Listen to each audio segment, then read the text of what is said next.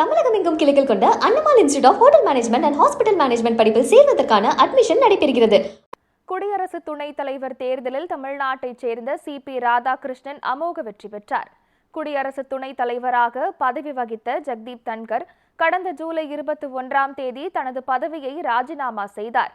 இந்நிலையில் நாட்டின் குடியரசு துணைத் தலைவர் தேர்தலை ஆகஸ்ட் 7ஆம் தேதி இந்திய தேர்தல் ஆணையம் அறிவித்தது. இப்பதவிக்கு தேசிய ஜனநாயக கூட்டணி சார்பில் CP ராதாகிருஷ்ணனும் இந்தியா கூட்டணி சார்பில் சுதர்ஷன் ரெட்டியும் போட்டியிட்டனர்.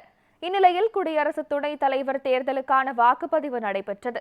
மக்களவை மற்றும் மாநிலங்களவை உறுப்பினர்கள் என 781 உறுப்பினர்கள் வாக்களிக்க தகுதி பெற்றிருந்த நிலையில் 767 உறுப்பினர்கள் வாக்களித்திருந்தனர்.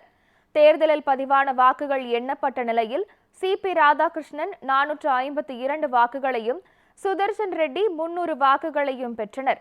15 வாக்குகள் செல்லாதவையாக அறிவிக்கப்பட்டது. இதைத் தொடர்ந்து CP ராதாகிருஷ்ணன் வெற்றி பெற்றதாக அறிவிக்கப்பட்டார்.